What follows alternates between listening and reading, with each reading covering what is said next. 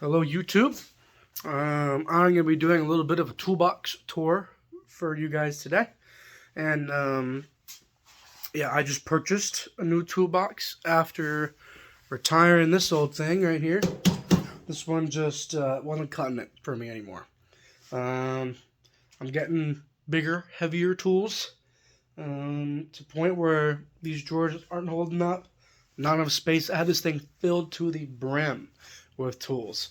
So I just figured it was time I had to upgrade. And upgrade I did. I upgraded to a much bigger toolbox.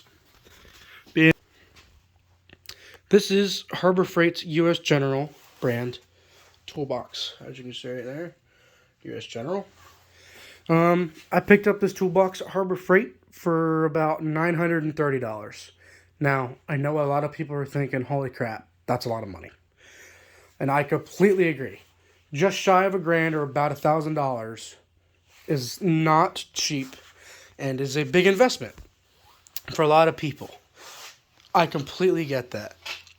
But at the same time, there are different toolboxes, of course, that you could get. For your Mac, Matco, or Snap-on, or even Cornwell, for equivalents for this toolbox. This toolbox being 56-inch long, 22-inch deep.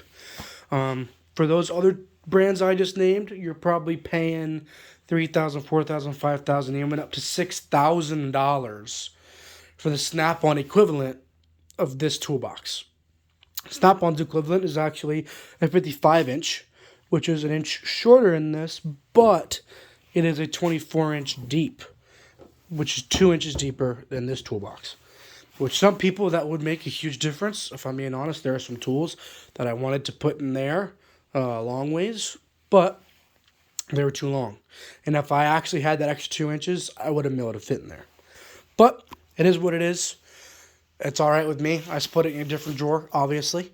But without further ado, I'm going to give you guys a little review of my toolbox, a little tour.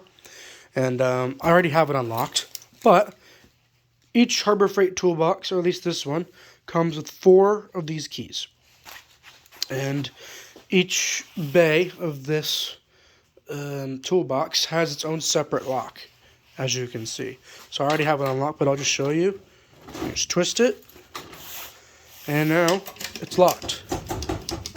Can no longer open it. So we're just going to go ahead and unlock that real quick. Put those keys up there.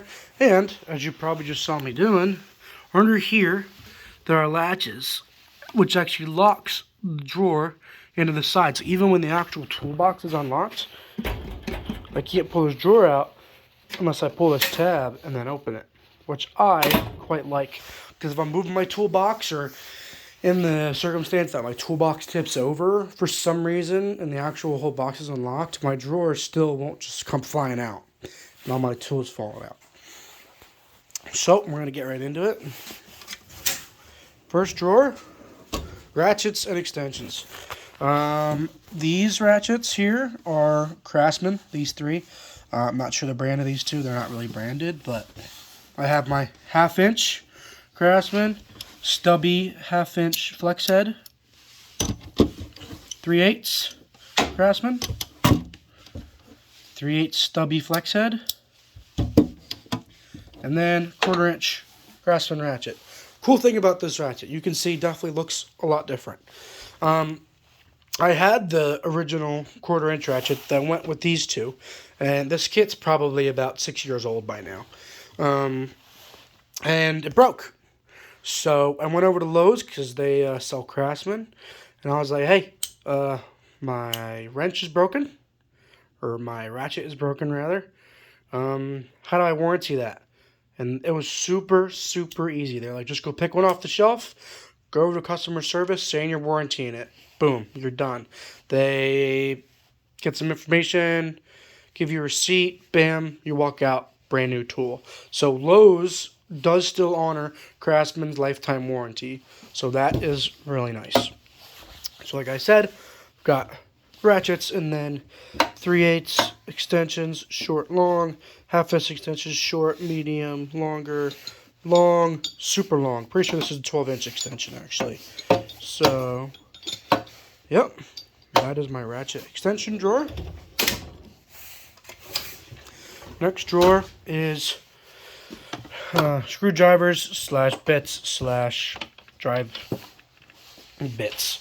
So, obviously, it's not too much in here. Probably eventually one of these big drawers is going to become totally screwdrivers.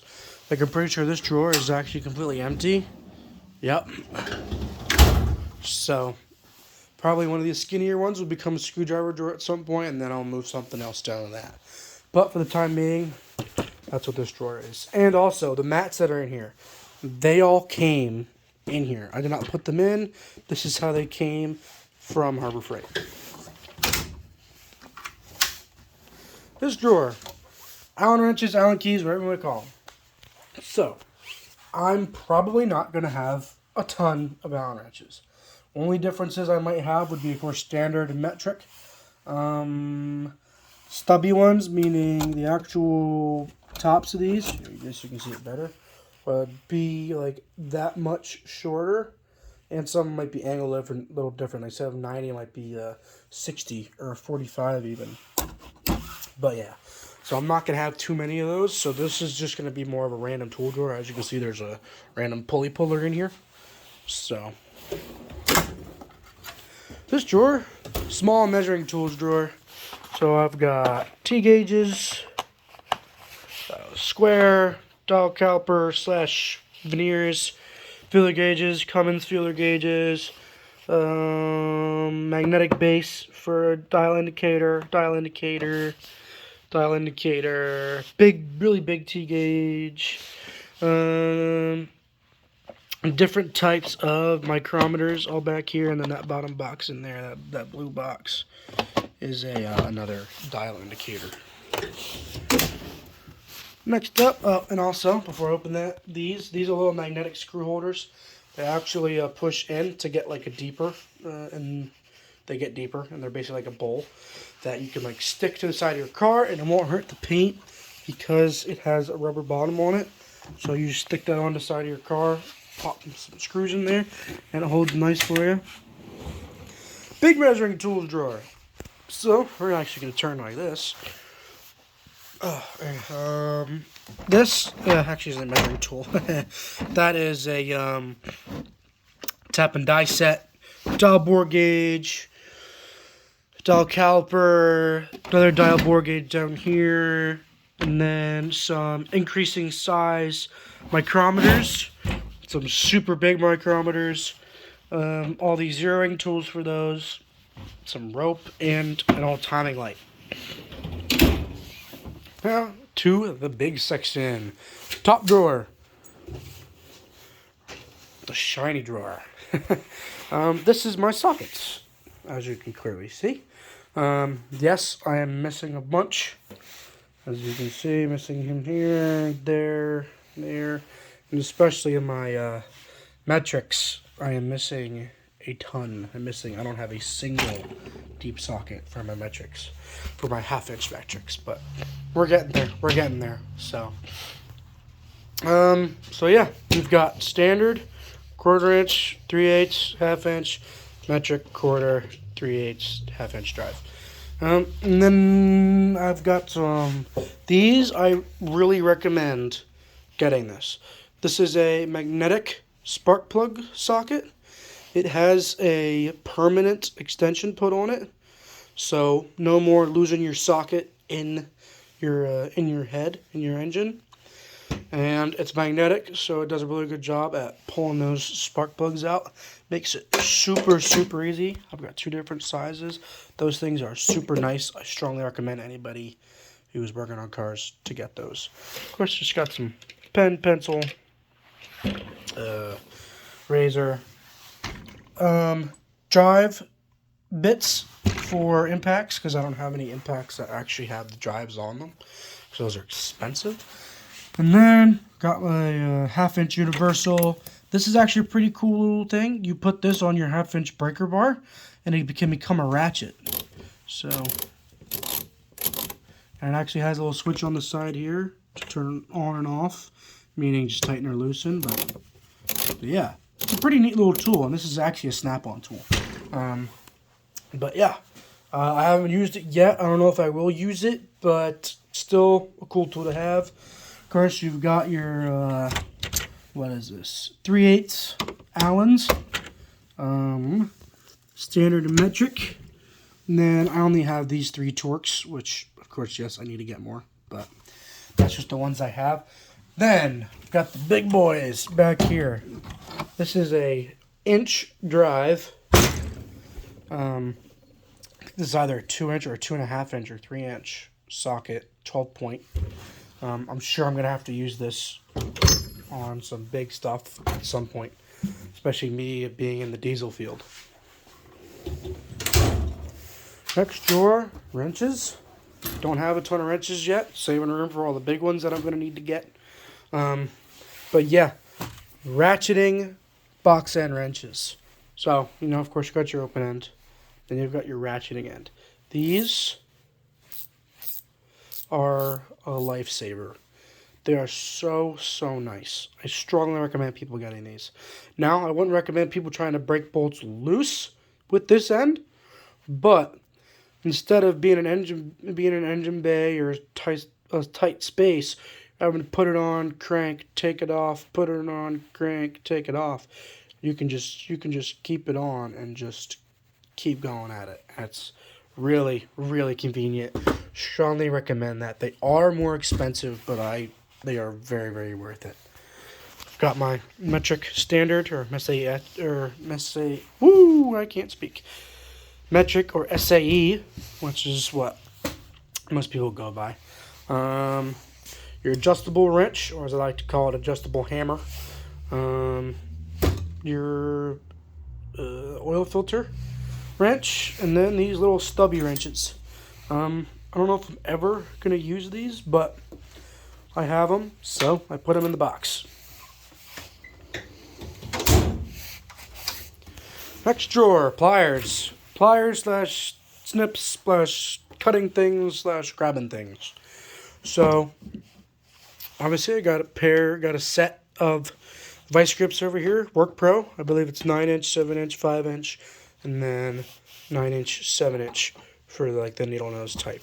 So those definitely will come in handy, absolutely. I recommend getting these. I got these on eBay. As you can see, they're Work Pro. I think I got this set on eBay for like $45. So I'm very happy with that purchase. And yeah. So, and then I got these as a stocking stuffer one year. Little Cobalt pliers, little mini pliers. It did come with the needle nose and dikes. Do I know where they are? No. But that's alright. These things I have used a couple times. They're nice. These are needle nose, 45 degree. And then yeah, little wire snips, stuff like that. And over here, got an old pair of Cobalt dikes. Those always come in handy, and then a pair of tin snips. Next drawer. This is what I like to call my tools of persuasion drawer. This is a 1/2-inch drive breaker bar, a 1/2-inch drive ratchet with extensions.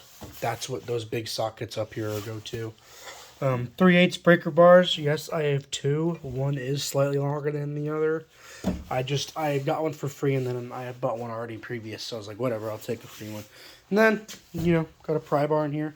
I'm sure I'll have more at some point, but there's probably going to be different types of dead blows, hammers, stuff like that in here also. And then this drawer, again, this one is the empty one. Probably I'm going to end up moving the tools I just showed you down here, and then putting screwdrivers in that drawer or something like that, or moving the pliers down here and screwdrivers up here, and you know, we're not there yet, so I'm not worried about it yet. And then bottom drawer, there's going to be power tools, a little circular saw, and a air ratchet. It's going to be power tools and pneumatic tools down in the bottom drawer. So, that is the little tour of this toolbox. Like I said, sure, it's probably not the absolute best you can get. Actually, for a fact, it is not. But for the price point at $950, something like that, without discount, it's like $950, $960 for this toolbox. I think that is a fantastic price point. Comes with these super heavy duty casters on the bottom, which are lockable on the turnable side. That side's fixed. This side is can turn with. But yeah, that's all I got for you guys today. I hope whoever's watching this enjoyed. Be cool if y'all leave a like or subscribe to my channel. I'll probably definitely be posting tool updates, box updates. If I get any new tools, I'll put stuff on here. But yeah, I think that is going to be it. I appreciate you guys for watching and hope everybody has a blessed day. Peace.